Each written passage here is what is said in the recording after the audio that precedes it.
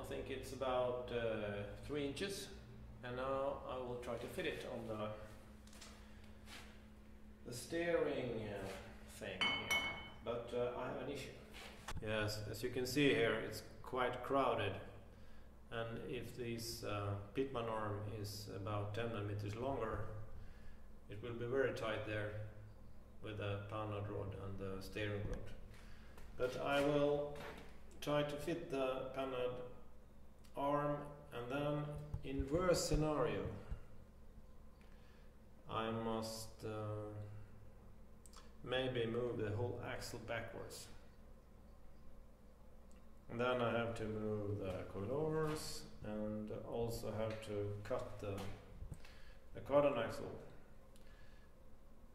and that was one reason why I moved the axle forward. That I didn't want to do that because that one is balanced and all that. So, and to move this one, the steering thing is quite hard. I don't think that is an alternative.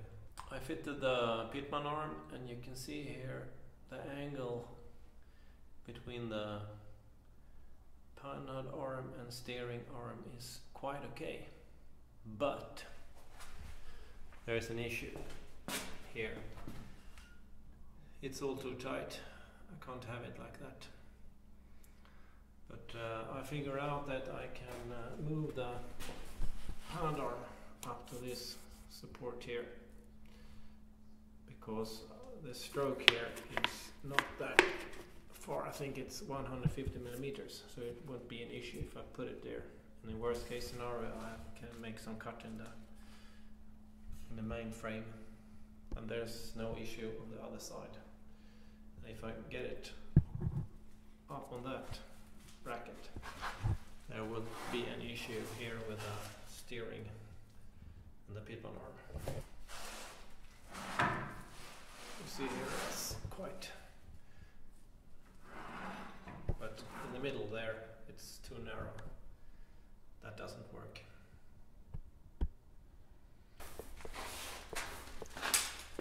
This doesn't work. If I put it here, there is not enough room between the panad arm and the main frame, because the stroke on the coilover is about 160 millimeters. It's not 160 millimeters there. So I must have it on this original spot that I put it, like that. So I must move the whole axle backwards. How to remove the coilovers, and all the brackets are made. Why don't I just tack things before I weld it? Yes, I made this bracket so I can fixate the firewall to my roll cage, because I need to lift the firewall off the chassis, because I want to tear everything apart if I'm gonna weld all the rusty parts in the bottom here. And then I also, as I am to move the front axle, I need some access to the fittings underneath here, so I will take these brackets, and then I know exactly where the firewall is supposed to be, and then I can take everything apart, and all the electrics and the wiring, and maybe also cut all the rusty parts away. And then I can move the axle, and then I can put back the torpedo ball in place. So I have to make some measurements here so I get it right, and then I'll tack it. Now the firewall is in place. I welded these brackets so I can get it back on the correct position, and now I will cut away all my small plates here. I held it before, and then I will lift it off so I can move the front axle. Then I'm also I've been checking around with these transfer gearbox, and if I want to change gear in this one, it's very expensive. But as I have one of these SJ410 transfer gearboxes, they are cheaper to change gearing. So I will switch. I will exchange the transfer gearbox also. And then I have the issue with both cardan axles and everything, but I think it's worth it. I should have checked this before I welded this Jimny gearbox in place. But you learn by doing. Firewall removed. Now I can see all the weldings I did. I don't know why, I always welded fully. I should have learned during these years that I should only tack things. But I'm hopeful I make things right for the first time, but I don't. Now I cut all the brackets away, even here in the back. And you can see in the floor here, it's a lot of metal power there and parts from the grinding disc. I also exchanged the transfer gearbox. This is the SJ410. Who I told you before, it's better, have better possibilities to change gearing. And but I think I will remove this drum from the handbrake. I have some in the wheels. I think I'll use them or not. I'm not sure yet. I was lucky that both the bracket from the Jimny box was exactly the same fitting points on the transfer gearbox on both sides, so I can use them. I'm not sure how I will position this yet. I think I will move the front axle backwards 50mm, as I figured out it would be best, and then I'll perhaps put in the motor so I can see I get this cardan axle correct, so I don't have to change that one anyway. And then I'll try to get the other cardan axles in place.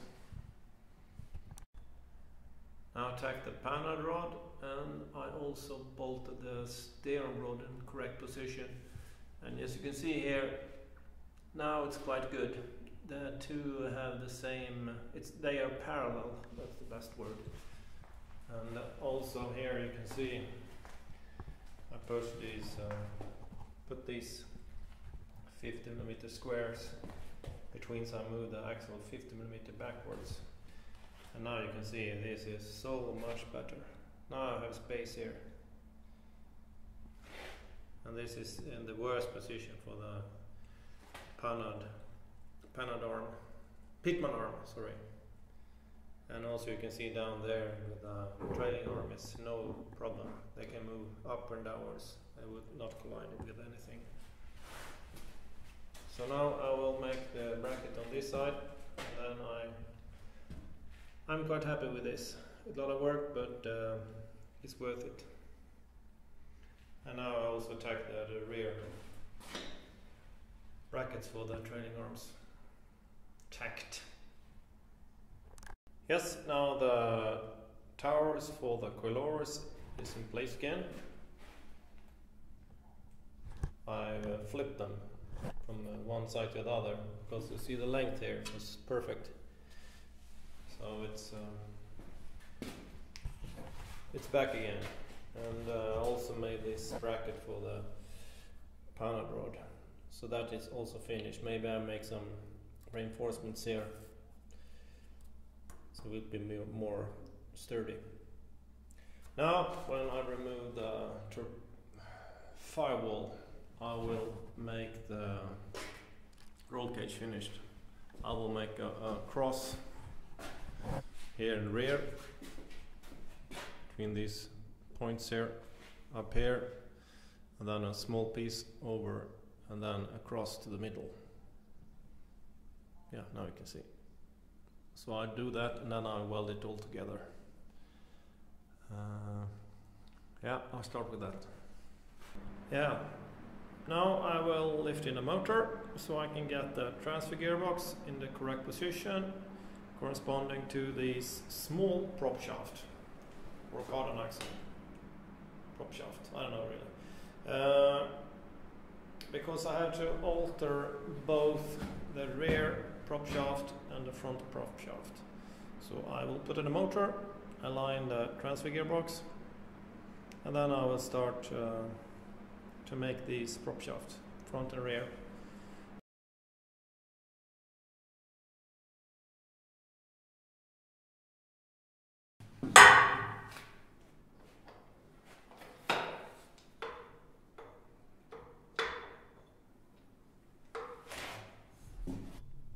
Yes, I removed the bracket on the transfer gearbox so I can slide it, and I hope it doesn't fall off that one. I can see here I can easily slide it, and well, needs to get more backwards.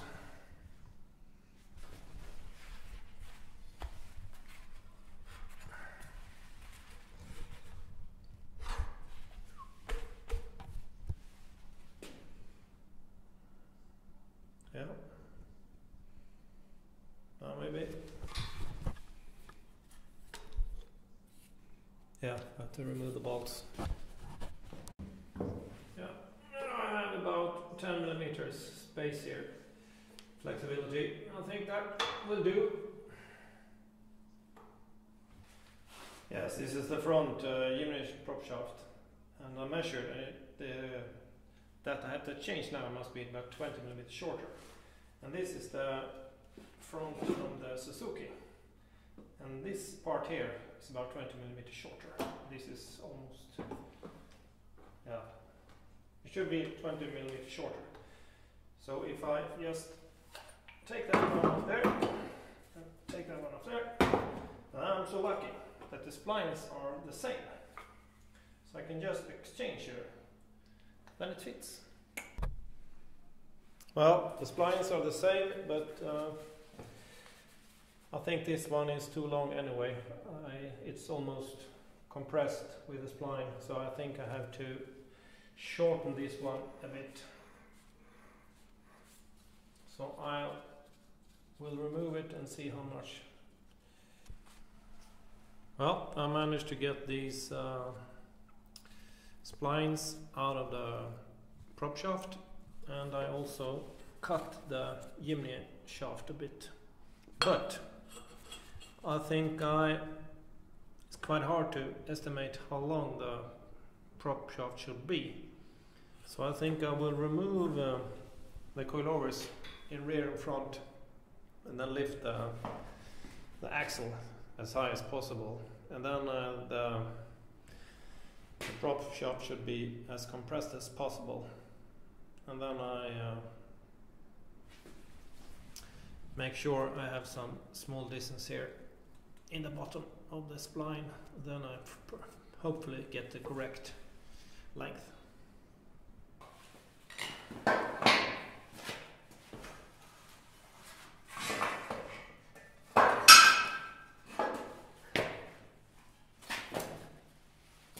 Yeah, when you see when I lift this, you can see that these kind of trailing arms also work as a sway bar. Same in the front of the Range Rover, have the same, at least the old ones, and the same kind of trailing arms.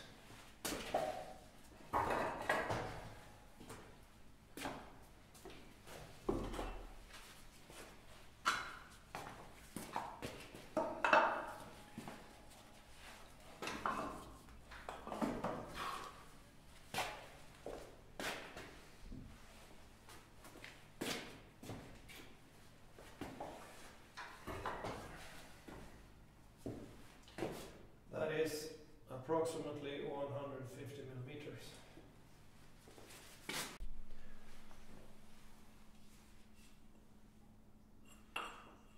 Yeah. Well, I don't know if you see here, but from the top to the bottom here, it's about maybe 25 millimeters. difference in length. So it was less than I thought.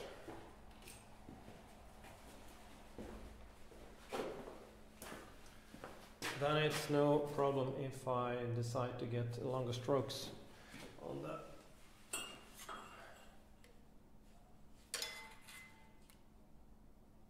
It's only 20 millimeters, the difference in length between when I had it on the top and when I lowered it to the lower position. So that means that it's no problem to get shocks with a longer stroke. Yeah, now I welded the front prop shaft. I put the bits of steel here and then I turned it, and then I knocked the hammer so I get it centered.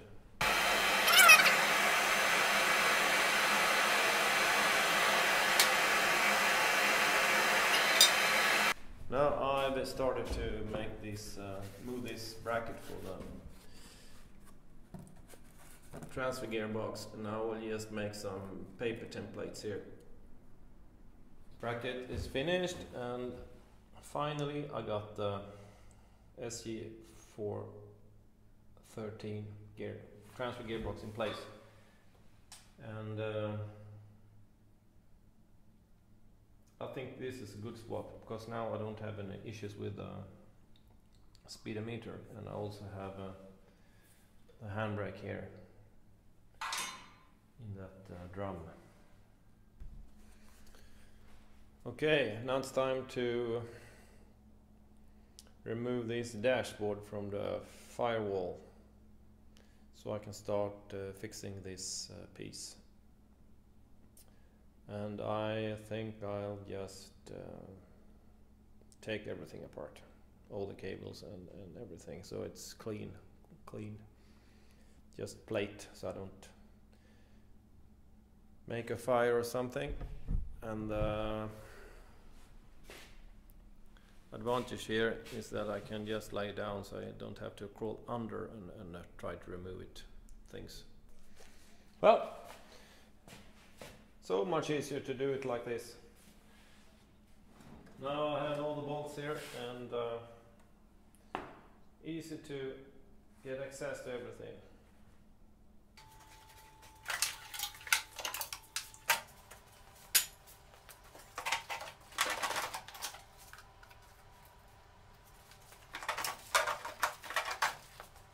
Now the firewall is clean, and I'm starting to think how to do this the best way, or the least work.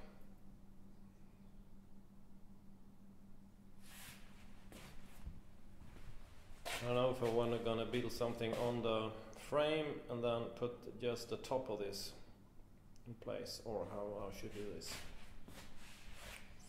Well, I think I lift it in place and then I do something. Fitted the torpedo wall, and you can see I made some cuttings here. I cut it away all the rust, almost anyway. And I'm trying to figure out how I will do this. The flooring. I think I will establish, make a flooring here where I put the chairs. And then maybe on the passenger side I keep the same level on the flooring. But here in this side I have to make a box or something, so I get down to the level where the original floor was. So you can easily maneuver the pedals. Brake pedal and gas pedal and all that.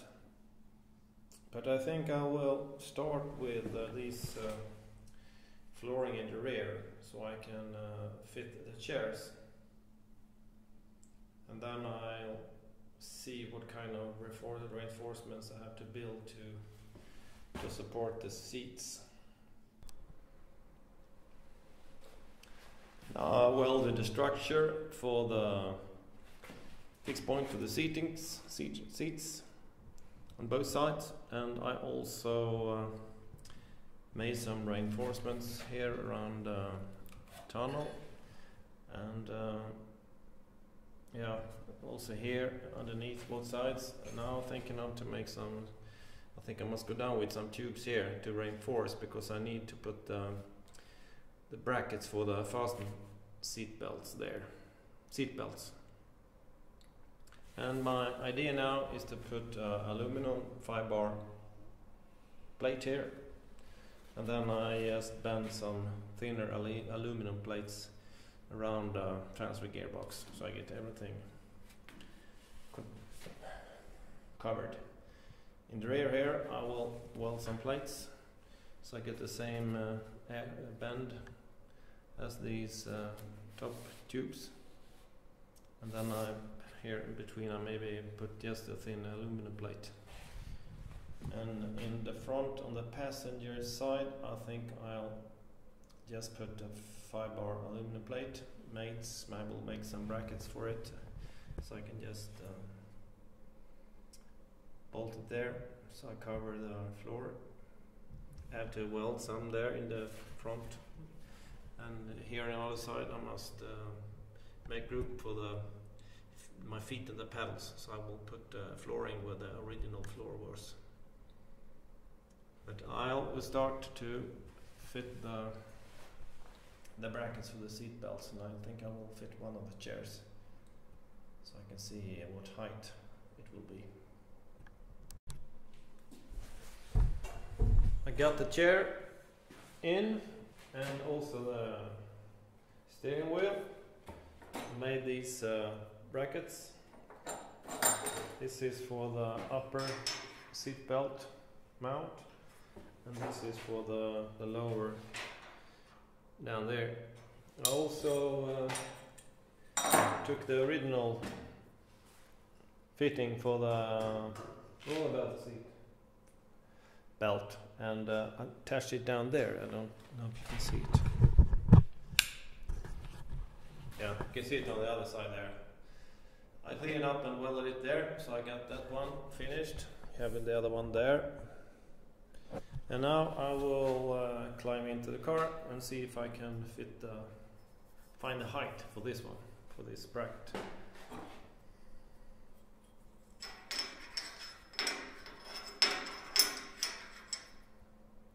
I think that will be good.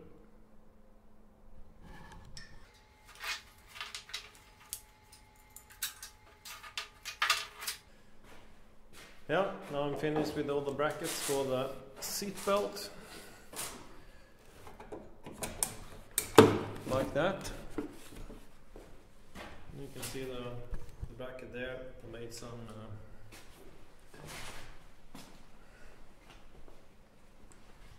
reinforcements down to the bracket for the transfer gearbox. So I think that will be strong enough. I also welded these brackets here, both on in and outside. You can see it there and there. So now I will I just sit the seatings, and then I remove it all and start with the firewall.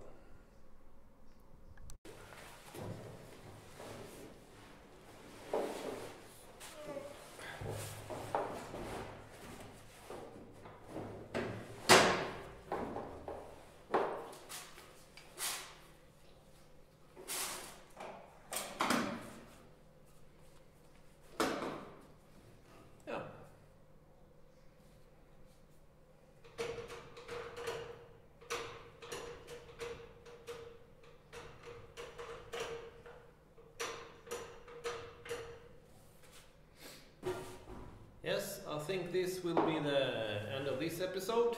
I hope you enjoyed, and I welcome you back to next. Bye bye.